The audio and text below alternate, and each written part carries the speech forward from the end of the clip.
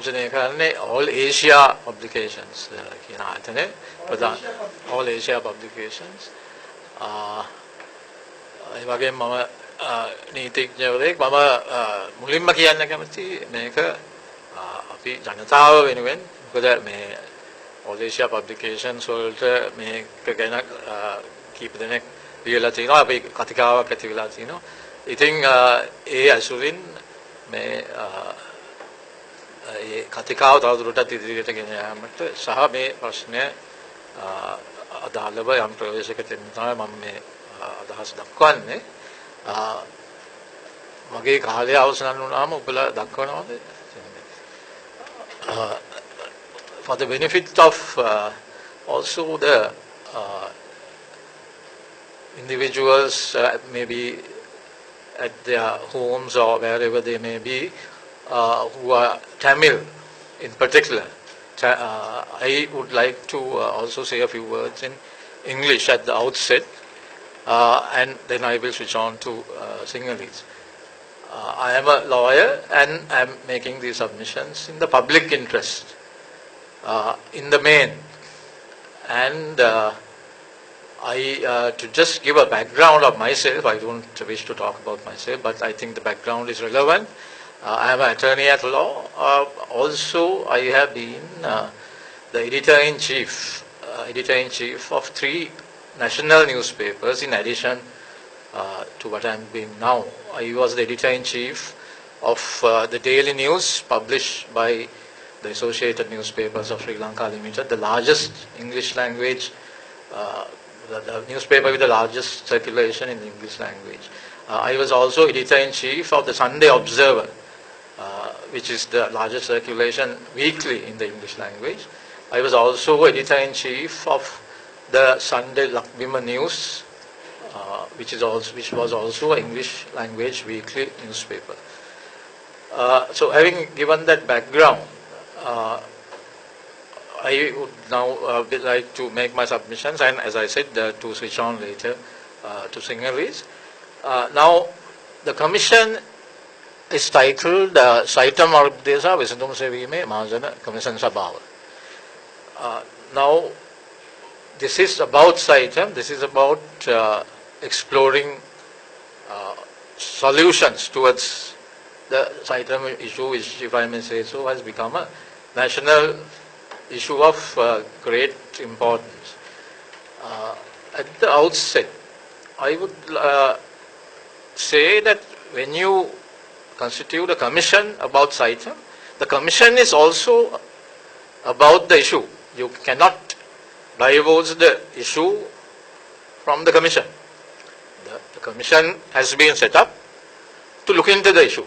So therefore, I feel that we must talk about the commission as well. And it is my submission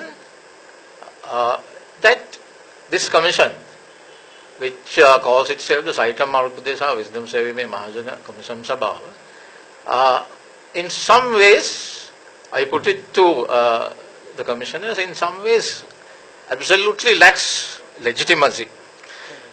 And also in some ways it's not authentic at all. Now, you may ask me why I say so. I say so because the commission sittings were publicized. As far as I know, in only one national newspaper, I am subject to correction on that, in the island. And it says that this is a public commission and that there is an organization called Ruttikayange Jatika Peramuna. I think in English it translates as something different. It translates as something to the effect of professionals front, professional national front, or whatever that may be. Now, I put it to the members of the commission. My submission is that when you constitute a commission of this sort, you must tell the public very clearly what this organization is. I think on those grounds there is a failure because the individuals who read the newspapers are not aware of where, to use loose language, where this is coming from. What is this organization? Now, there is also an attempt to, I think, to pass this off as something to do with the organization of professional associations. Now, my submission is that, according to all reliable sources that I know of, an application has been made to the organization of professional associations to book this hall. And the persons who have made the application to book this hall have to be stated. There is a form. In fact, I can show you, anybody who is interested in the audience in particular, there is a form to book the hall. And this hall was booked, according to all reliable information I have, by the GMOA. Now, the GMOA is, of course, we all know that the GMO is a member organization of the OPA. So is the Bar Association of Sri Lanka. So I am also a member of the OPA because I am a lawyer, I am a member of the Bar Association. So likewise, GMO is a member organization of the OPA. So the GMOA made a request to book the hall. However, the address given is the organization of professional associations. So now, as I said, make it clear to the public where you are coming from. It has not been done. This has, now I checked with the organization of professional associations and I intend to check further with the organization of professional associations about the legitimacy of this commission. Legitimacy within quotes, organization of professional associations, I gather, has not at any point, I repeat, not at any point, given any sanction for this commission. They are only renting the hall. I also can rent this hall. That's a matter of academic interest. If I have an organization, any organization or my own organization, All Asia Publications, can rent this hall. So, likewise, the GMOA has rented the hall. In fact, from all reliable sources, the GMOA has made the application to rent the hall. And the OPA has not given any sanction. This is not under the aegis of the OPA. So this is not an OPA seminar. This is not an OPA appointed commission. However, I also like to point out that somehow in the newspapers, the commission, for want of better words, the commission wants to pass itself off as something that is coming under the OPA, which I think is a bit of sleight of hand. I hope all the commissioners are listening to me. I hope all the commissioners are listening to me because I wouldn't want to repeat any of what is being said. May I have the attention of all the commissioners, please? Yeah, right. So, right. Now, I would also, while I am on the same subject, excuse me, while I am on the same subject of the hall and the booking and so on, I would also like to refer your good selves to an article which appeared in the state newspaper, the Sunday Observer. And I think, if I may read from this article, it appeared this Sunday, and there has not been any denial of this article from the members of the commission. It has been 4 days since this was published, and on a matter of public importance such as this, I would have expected that if there is any problem with this article, a denial would appear in any of the national newspapers. Of course, the Sunday Observer is published on Sunday, but there has not been any denial about this article. Now, what does this article say? As I said, it appears, this article appeared in the Sunday Observer this week, and if you would kindly excuse me, I just want to get my hands on the article itself. Right.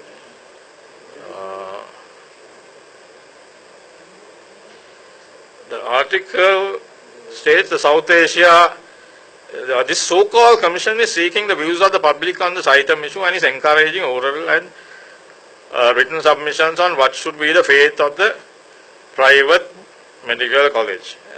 It is called, it is referred to as the so-called commission. Now, of course, they can use any language that they wish. Excuse me, what is this article on? Yeah, there is an article which appeared in the Sunday Observer. Last weekend. Yes, absolutely. Who wrote this? As far as I know, there is no author, but I think it's part of the newspaper's political column. I am subject to correction on that, but it is the newspaper's own political column. Now, in this article, it says the submissions were taken up by a panel appointed by the commission consisting of Professor Krishanta, Avesin and so on. All the submissions were, now I repeat, all the submissions were against Saitm, mostly on the basis of being a threat to the country's free education system. However, Minister Sushil Premadatta appeared to give some valid reasons as to why certain standards needed to be brought in to resolve the issue. It is not immediately. Now, this is what is important with regard to the submission I made earlier about the OPA and the venue and so on. It is not immediately clear. Mind you, this is, from what you can check yourselves who is behind the article, but from what I know, this is the political column of the state newspaper, right? So it is not immediately clear whether the OPA is behind this and mandated the commission on the Saitm crisis and finding solutions.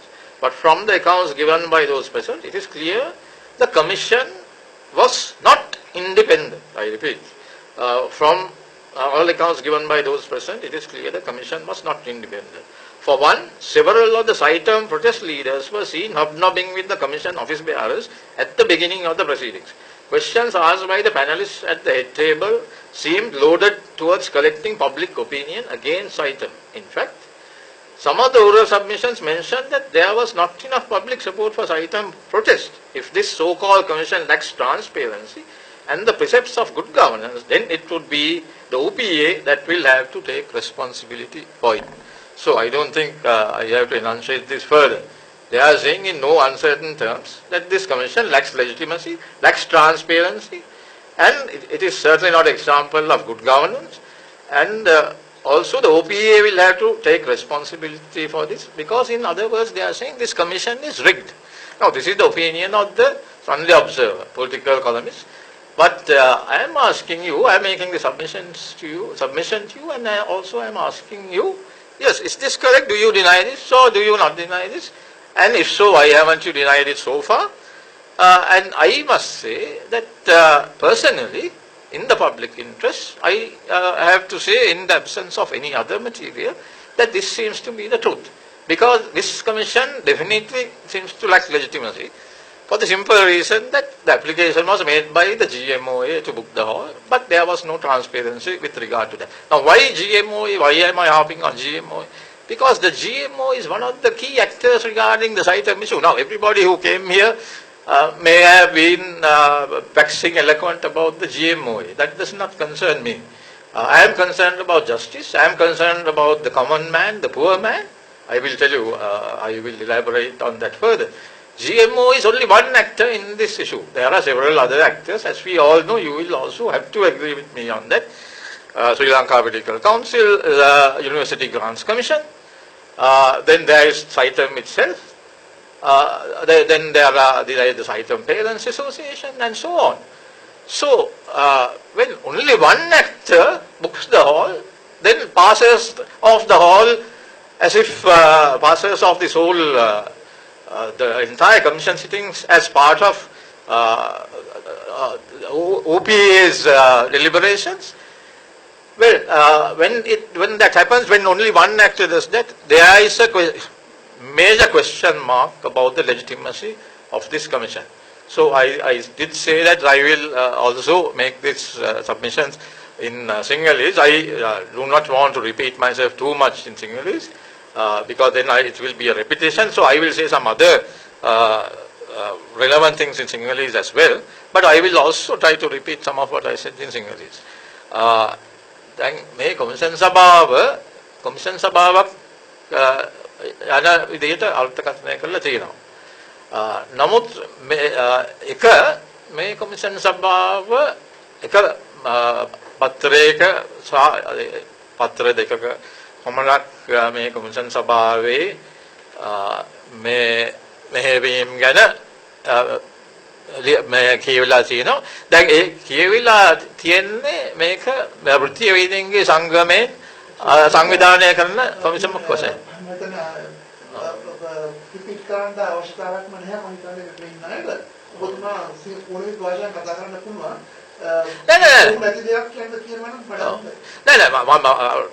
මට භාෂාව ගැන ප්‍රශ්නයක් නැහැ සමාවෙන්න. නමුත් මම හිතන්නේ ඒ වගේම රටේ රූපවාහිනී නාලිකා තියෙනවා. ඒක නිසා මම සැකෙමින් කියනවා කියපු එක ආපහු සිංහල භාෂාවෙන්. ඒක මම හිතනවා අත්‍යවශ්‍යයි කියලා. මොකද මේ නාලිකා තියෙන නිසා. දැන් මේ කොමිෂන් සභාව මේ සුජාතභාවයේ පිළිබඳ ලොකු ප්‍රශ්නයක් තියෙනවා. මොකද එහෙම ප්‍රශ්නයක් තියෙන්නේ මේක වෘත්තීය වේදිකගේ සංගමයෙන් මේ කොමිෂන් සභාව ස්ථාපිත කරන ලද කොමිෂන් සභාවක් කියන අර්ථය දීමේ යම්කිසි කර්තව්‍යයක් තියෙන බව පේනවා. ඒ කියන්නේ පොත්පත් තියා බලුවම පේනවා මේක වෘත්තීය වේදිකගේ සංගමයේ ලිපිනේ දාලා තියෙනවා. නමුත් මම මේ කොමිෂන් සභාව පිළිබඳ සොයා බැලුවා. මම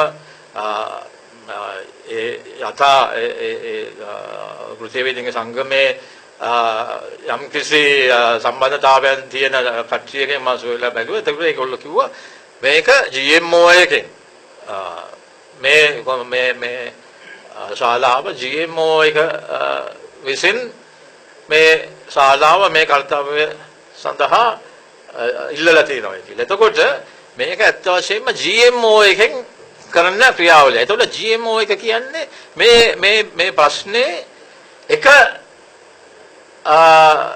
පාර්ශවයක් පමණයි. එතකොට මේ ප්‍රශ්නේ පාර්ශව කීපයක් ඉන්නවා. Saitm ප්‍රශ්නේ, ඒ කියන්නේ Saitm එක තියෙනවා. ඊළඟට ශ්‍රී ලංකා මෙඩිකල් කවුන්සිල් එකේ එක පාර්ශවයක් විතරක් මේ ප්‍රශ්නෙට මැදිහත් වෙලා. නමුත් මේක ස්වාධීන කමිෂනමක් වශයෙන් පෙන්වීමේ යම්කිසි උත්සාහයක් තියෙනවා. ඒ උත්සාහය වැරදි. මේක ස්වාධීන කමිෂනමක් නෙවෙයි. ඒ වගේම මේක ස්වාධීන කමිෂනමක් නෙවෙයි කියලා Sunday Observer පොත්පතෙත් කියවලා තියෙනවා. එතකොට ඒ ලිපිය මම දැන් කියවුවා. ඉතින් මේක Saitm ප්‍රශ්නේ සම්බන්ධයි. කෙනෙක් කියනවා නම් right හරි.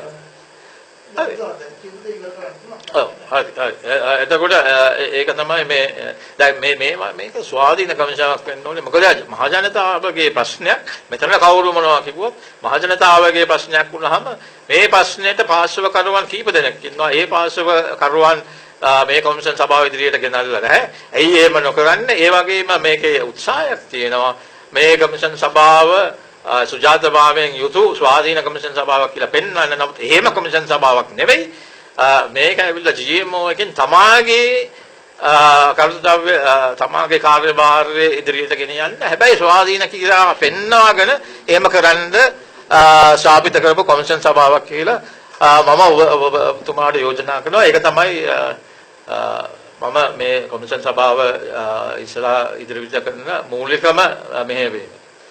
වෙනත් දේවල් කියන්න තියෙනවා. නමුත් කාලය මැදි නිසා. නමුත් වෙනත් දේවල් මම written submissions වලින් නුත් මම ඒ වෙනත් දේවල් කියන්නම්. පළවෙනිම කියන්නේ මේ කොමිෂන් සභාවේ සුජාතභාව ගැන තුමා ප්‍රශ්න කළා. ඉතින් මම නම් කියන්න තියෙන්නේ අපි අපේ කොමිෂන් සභාව ස්වාධීනයි කියන එක තමයි මට කියන්න තියෙන්නේ. මොකද අපි දැන් නැතරම අපි කවුරුවත් අපි පස් දෙනෙක් ඉන්නවා. අපි ගැන අපි පුද්ගලිකව අපි මෙතන දැනගන්න තාවත් සම්බන්ධ නැහැ. සමහරට එක්කෙනාට එක්කෙනාට තියෙන්න පුළුවන්. මම දන්නේ අනිත් අයගේ මතය මොකද්ද කියලා එහෙමද.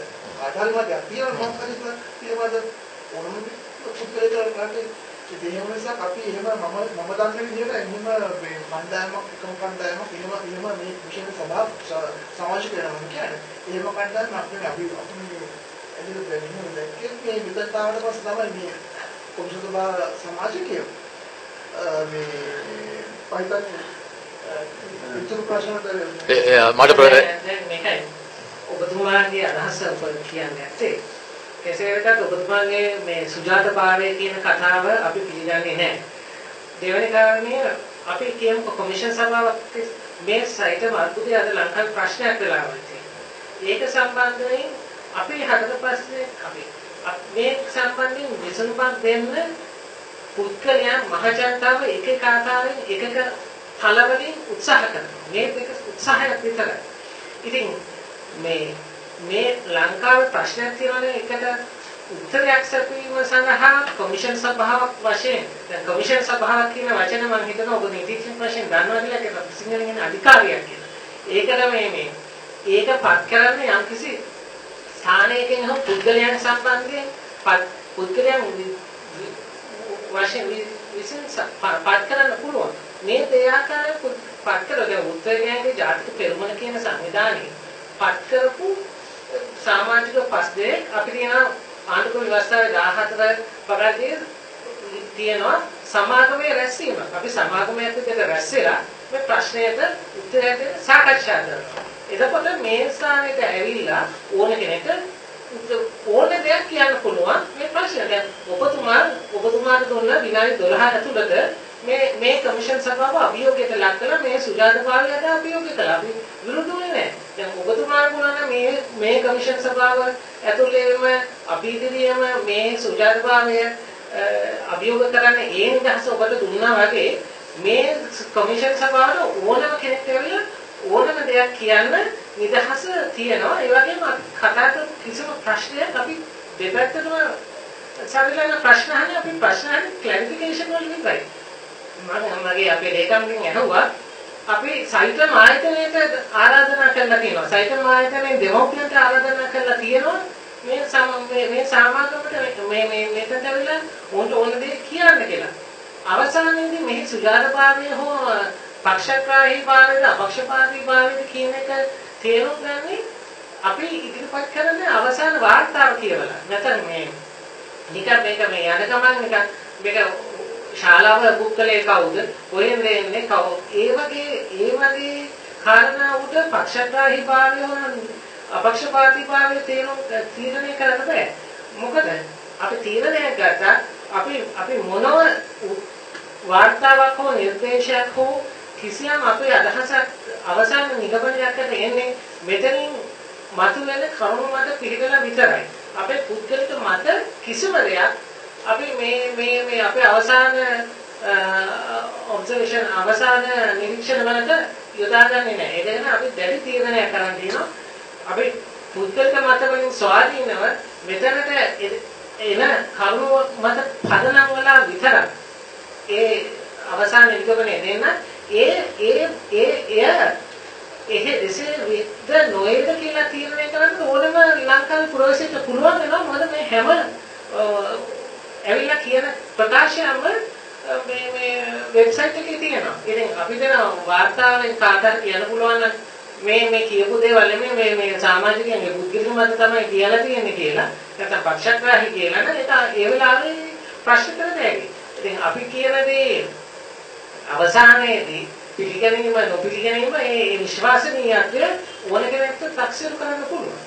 ඉතින් ඔබටම මෙතන ඇවිල්ලා මේ තරම් කතා කිරීමෙන්ම ඔප්පු වෙනවා මේක අපි මේ නිදහස පූර්ණ නිදහස ඕන කෙනෙක්ට දීලා තියෙනවා. නෑ මට ඒක පළවෙනි දවසේම ඔබතුමා ඇවිල්ලා අපේ නීතිය සුජාතභාවය සම්බන්ධයෙන් ප්‍රශ්න කරලා තිබියේ.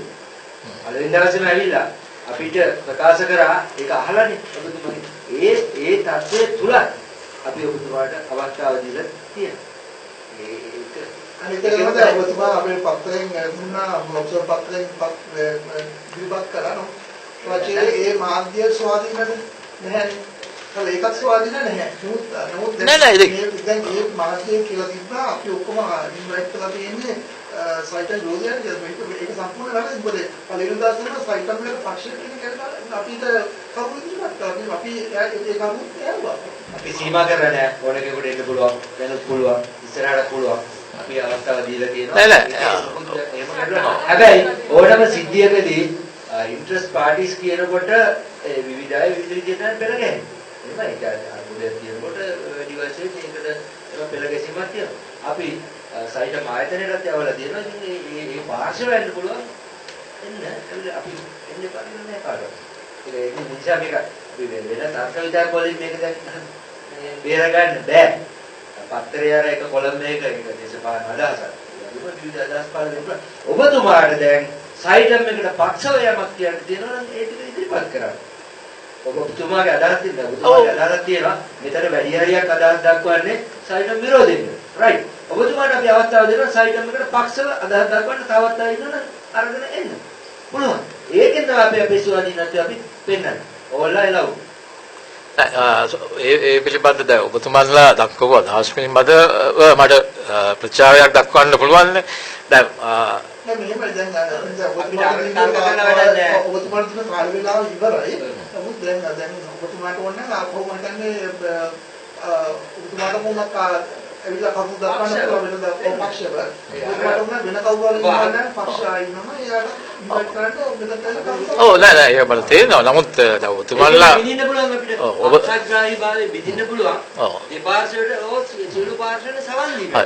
නමුත් දැන් ඔබතුමාලා මගෙන් යම්කිසි ප්‍රශ්නයක් ස්වරූපයෙන් යම්කිසි දෙයක් අහුවානේ. ඒකට මට ප්‍රතිචාරයක් දක්වන්න පුළුවන්. ඔව්. නෑ නීතියානුකූල භාවය, සිද්ධාර්ථ භාවය ගැන ඇහුවේ. ඔව්. ඒකට ඊළඟට අපේ පක්ෂග්‍රාහී භාවයට. ඒකට අපි දැන් උත්තර දුන්නා. දැන් අපි ඔබතුමාට ආරාධනයක් කරනවා. ඔබතුමාගේ අදහස ඉදිරිපත් කරන්න කියලා. ඒකට සයිටම් එකට පක්ෂව හෝ විපක්ෂව. සයිටම් එකට පක්ෂවම නම් කරුණු ඉදිරිපත් කරලා තියෙන විපක්ෂ කරුණු තියෙනවා. නමුත් ඒ කියන්නේ ඔබතුමාලා කියනවාද මට මේක නැවතත් ඇවිල්ලා කාටද දුන්නේ වෙලාවේ? ඔව්. සවාපු ඔබතුමාට වෙලාව දුන්නා ඔබතුමා කතා කරලා සයිටම් එක ගැන පක්ෂ වුණා කතා කරන්න තිබුණා. ඒක නෙමෙයි කතා කරේ සමහර ඔබතුමා දින්නේ ඔබතුමා කාල වේලාව පිළිබඳ ප්‍රශ්නයක් තියෙනවානේ. මට කියන්න ඕන හැම දෙයක්ම මේ සුළු වේලාව තුළ කියන්න බෑ. ඔව්.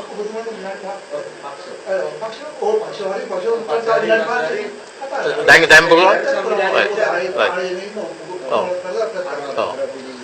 බොහොම ස්තුතියි.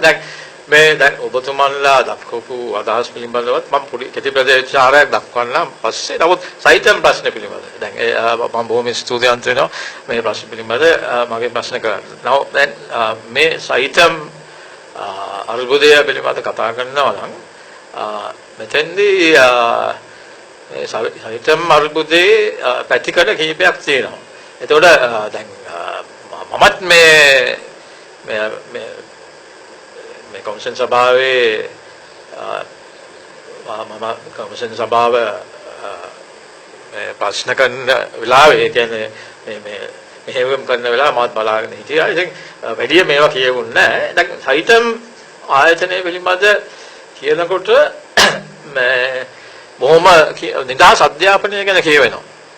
දැන් මේක නිදහස් අධ්‍යාපනයේ අයිතීන් උල්ලංඝනය කිරීමක් ඒ වගේ අදහස් දක්වනවා. නමුත් මේ නිදහස් අධ්‍යාපනය කිව්වහම පැතිකඩ කිහිපයක් තියෙනවා. දැන් මම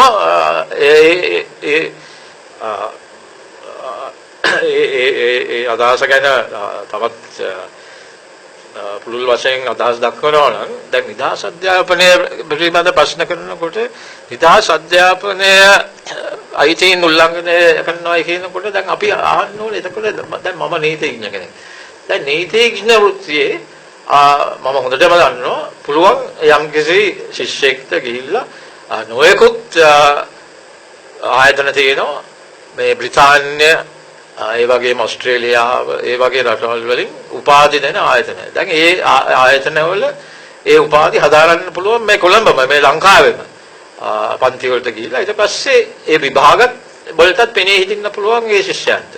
එතකොට ඒ ශිෂ්‍යයෝ මම හොඳටම දන්නවා විභාග වලට ඒ විභාග වලට පෙනී සිටලා නීතිඥ විභාග වලට උපාධි ඒගොල්ලෝ ඒ උපාධි හිමි කරගෙන ඒ පාඨමාලා හදාලා ඊට පස්සේ ඒගොල්ලෝ ශ්‍රී ලංකා නීති විද්‍යාලයේ අන්තිම ෆයිනල් එක්සැමිනේෂන් එකට පෙනී සිටලා ඒගොල්ලොත් මම වගේ නීතිඥවරුන් වශයෙන් පෙනී සිටිනවා.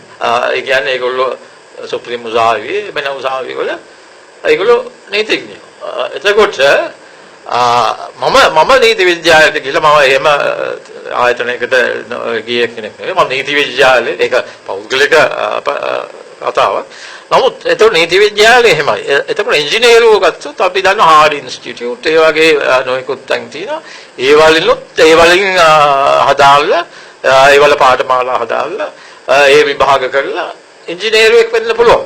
හොඳයි නැද්ද? එහෙම වෙන්න පුළුවන්. ඒක ඇවිල්ලා ඒක සත්‍ය කතාවක්. එතකොට මම අහන්න කැමති ඇයි මේ වෛද්‍යවරුන් කියන්නේ මේ අමුතු જાතියද? දැන් මේ කොමිෂන් සභාවේ තියෙන වෛද්‍යවරුන් තුන්නේ දැන් මම හිතන්නේ. එතකොට මේ වෛද්‍යවරුන් කියන්නේ මේ අමුතු සත්‍ය જાතියක්ද නෑ. වෛද්‍යවරුන් කියන්නේ මේ අයබනාය වගේ තමයි. දෙයියෝ වගේ තමයි, ඉංජිනේරුවරු වගේ තමයි. එතකොට ඉංජිනේරුවරුන් බිහි වෙන්න පුළුවන් නම් නිදහස් ශබ්ද ඔය කියන නිදහස් අධ්‍යාපන ක්‍රමයෙන් පිට ඇයි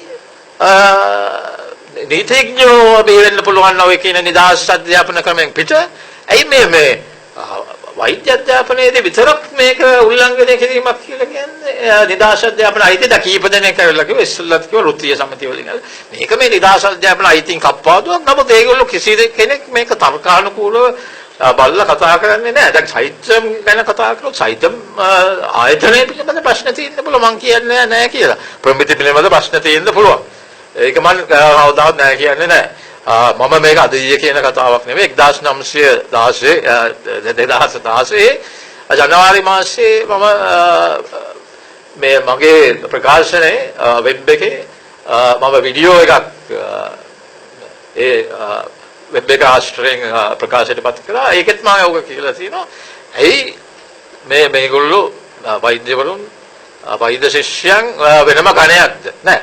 එහෙම වෙන්නේ නැහැ. ඒ සයිතම් පිළිබඳ ප්‍රමිති පිළිබඳ ප්‍රශ්නයක් තියෙනවා සැකෙමින් කියනවනම් ඒ ප්‍රශ්න විසඳගන්න ක්‍රියාමාර්ග තියෙනවා. ඒ ආණ්ඩුව මැදිහත් වෙලා ඒ ප්‍රශ්න විසඳන්න පුළුවන්. නමුත් සයිතම් එක වැරදි කියන එක මේ නිදහස් අධ්‍යාපනය කප්පාදු කිරීමක් කියන එක ඒ කියන්නේ ඒක වෙන පැත්තකට යෑමක්. ඒක ඇත්ත වශයෙන්ම මේ නිදහස් අධ්‍යාපනය කියන මේ සංකල්පය බලල්ලතක් කරගෙන අපි දන්නවා මේ පිටිපස්ස දේශපාලන හස්ති ඉන්නවා. ඒක පිළිබඳ කිසිම ගැටලුවක් නැහැ. කවුරුත් ඒක පිළිගන්නවා.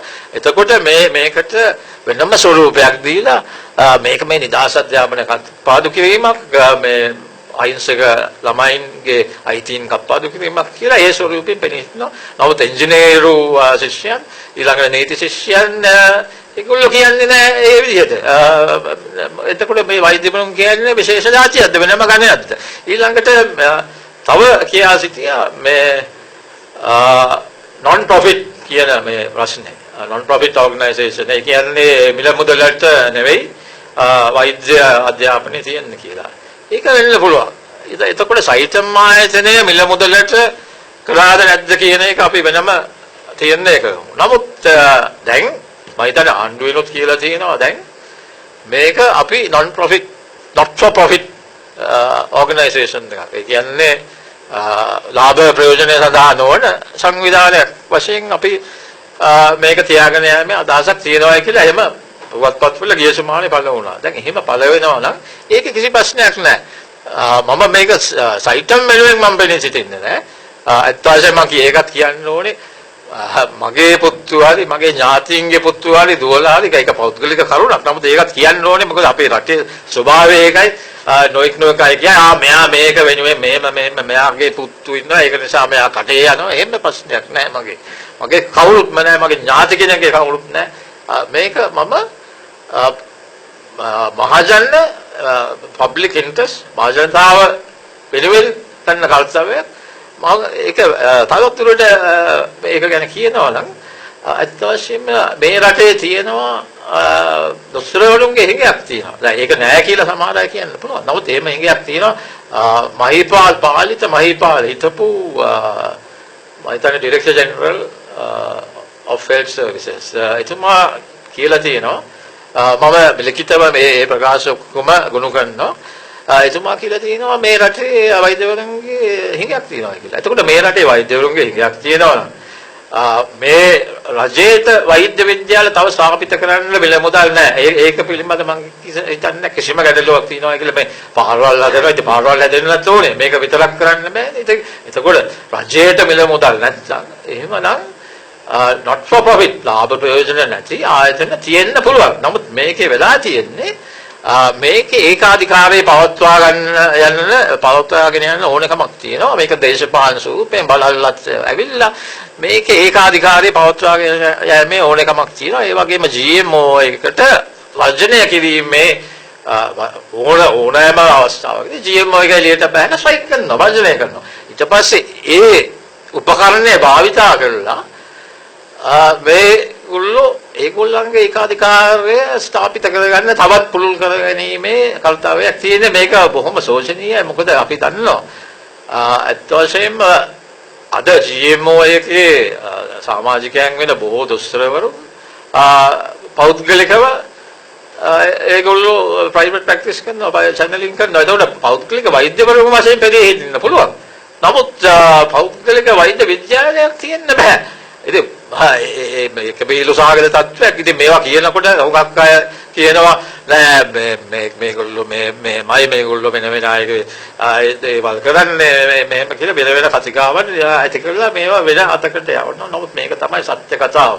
ඉතින් අත් වශයෙන්ම මේකේ තියෙනවා බොහොම ජුගුප්සා ජනක මේ දෙබිලි පිළිවෙතක්. ඒ කියන්නේ අපිට කරන්න පුළුවන්, නමුත් අනිත් අයට කරන්න බෑ. ඒ වගේම ලෝකේ ගත්තොත් අපි දන්නවා හාවර්ඩ්, ජෝන්ස් හොප්කින්ස් යුනිවර්සිටි මේවා ඇවිල්ලා ලෝකේ තියෙන ප්‍රමුඛ පෙළේ ආයතන, වෛද්‍ය ආයතන. මේ ප්‍රමුඛ පෙළේ වෛද්‍ය ආයතන එකක්වත් මේ ඇමරිකාවේ United States government ආණ්ඩුවේ ඇමරිකා ආණ්ඩුවේ ආයතන නෙවෙයි. මේවා වල පෞද්ගලික ආයතන. එතකොට ඒ රටවල් වල දොස්තරවරුන් බිහි වෙන්න පුළුවන් නම් ඉහළ අග්‍රගණයේ දොස්තරවරුන් බිහි වෙන්න පුළුවන් නම් not for profit පෞද්ගලික ආයතන වලින් මේත් පුළුවන්. බොහොම ස්තුතියි අභිනායක මහත්තයා. අපිට සෑහෙන වෙලා කාලයක් ගියා. ඔබතුමාට කාලයක් දුන්නා. එතනම මම ගොඩක් සතුටු වෙනවා ඔබතුමාගේ අදහස් ගැන.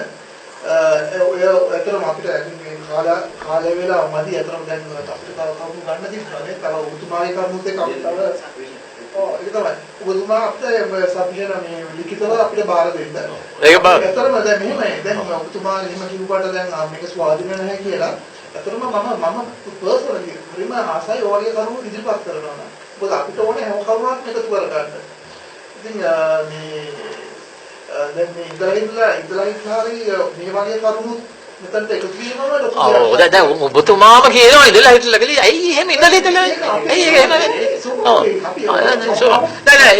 ඒක පිළිබඳව මට තප්පරයක් දෙන්න කරුණාකරලා තප්පරයක් දෙන්න. දැන් මේ නිසික්ත මහත්මයා කිව්වා මේ නීතිය සම්බන්ධ. දැන් නීතියේ තියෙනවා මේක නීතිය පසනලියම විතරක් නෙමෙයි ඒ ස්වරූපයක් තියෙන්න ඕනේ. justice must not only be done, it must appear to be done also. එතකොට ඒ ස්වරූපය මේකේ නෑ කියලා මං කියන්නේ.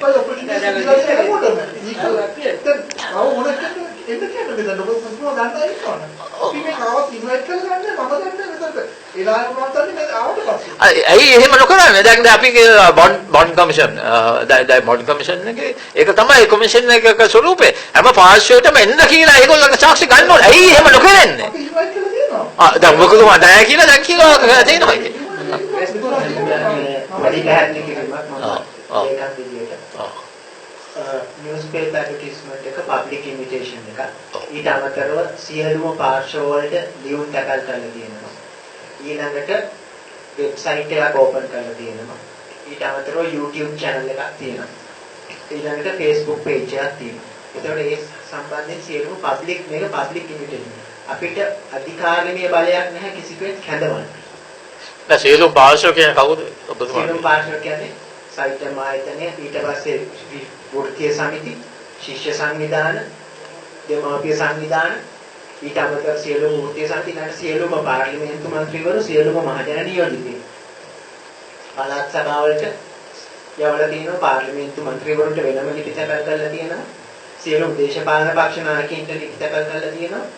ඒ හැම තැනකම අපි ලිපි යවලා තියෙනවා. ඊළඟට නීතිඥ සංඝයේ ඇතුළු සියලුම සංගම් වලට ලිපි යවලා තියෙනවා. ඒ හැම තැනකම ලිපි යවලා තියෙනවා. ඊට අමතරව පෞද්ගලිකව එතකොට ඉන්ට්‍රස්ටඩ් පාර්ටි එක තමයි එන්නේ. ඔබතුමා ඉන්ට්‍රස්ට් නිසා ඔබතුමා ආවා. ඒ වගේ එතකොට සමහරව ඉන්ට්‍රස්ට් නැති කට්ටිය අපිට කතා කරගෙන ගන්න බෑ. එහෙම ප්‍රශ්නයක් තමයි. එතකොට ඉන්ට්‍රස්ට් එක ඇවිල්ලා එනවා අපිට එන දෙයක් කරන්න අපි අවස්ථාව දෙනවා. එනකොට මේ පැත්තෙන් වැඩියෙන් ආවා කියන එක මේ පැත්තෙන් අඩුවෙන් ආවා කියන එක ඒක අපිට කරන්න දෙයක් නෑ.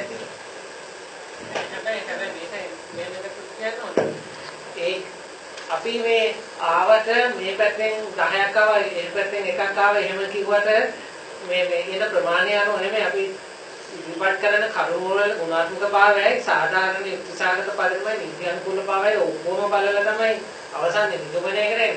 ඉන්න සංඛ්‍යාව මේ පැත්තට විරුද්ධ සංඛ්‍යාව 99ක වෙලා පක්ෂ එකක් ආවයි කියලා අපි ඒ දෙකොල්ලන්ට මේ එන උරුද්දේ සංඛ්‍යාව ප්‍රමාණය මත තීරණය ගන්න නැති එකක් කියන්න ඕනේ. ඒ කරුණු වල ඒ හැම කවුනාම දැන් ඔබතුමා සමානට ඔබතුමා කියපු කරුණු අනිත් ඒවා සමගම සමාන තත්ත්වෙමයි අපි සලකන්නේ. ඒක අසමාන සැලකීමක් මෙතන වෙන්නේ නැහැ. ඒක අපි පුළුවන් තරම් කරනවා. ඔබ මම ඒක සාහිත්‍යක වෙනවා අපේ වාර්තාව එනකොට ඔබතුමාටම කියවලා දැනගත හැකි.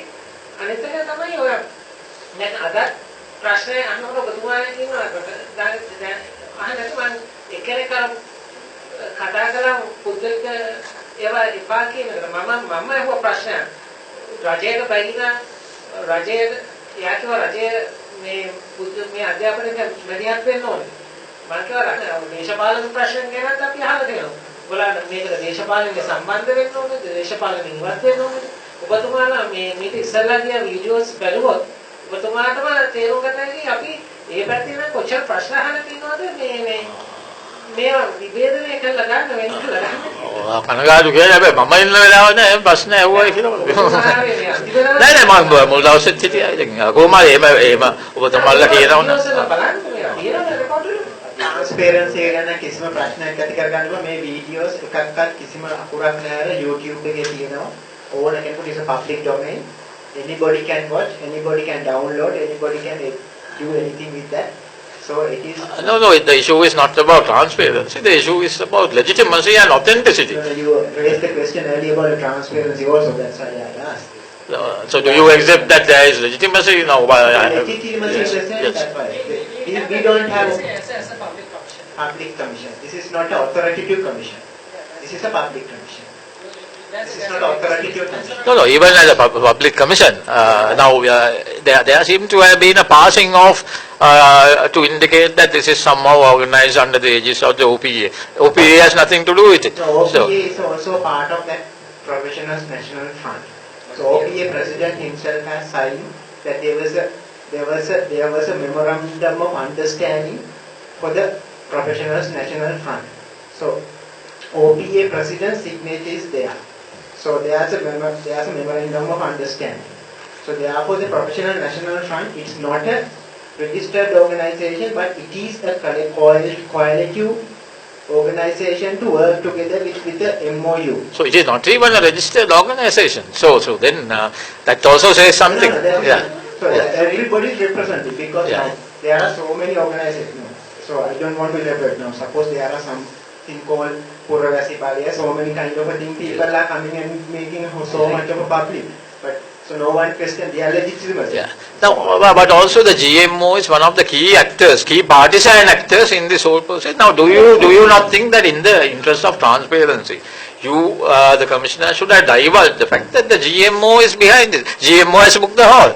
That should have been divulged. GMO is a member of the OPA as well as PNA. No, they can do it, but they must indicate to the public that they are doing it, because the public must know who is behind it. It is if one actor is, you ask me, can they do it or can't they do it? Of course they can do it. Yes. What I can do is this. Yes. Now, as a commissioners, we have no direct link to OPA or this is GMA because we are only accountable for this particular organization, not specifically to GMA. So we don't know. It's your hypothesis, your imagination, that it's in your logic and your interpretation that which we don't agree and we deny. No, it is not my imagination. I have from reliable sources that the GMOA booked the hall. GMOA booked the hall. So that is not my imagination. That is a fact. That is a fact. So kindly get that correct. If GMOA booked the hall, it is not my imagination. GMOA is behind it in some way. So kindly do not say that I am imagining things.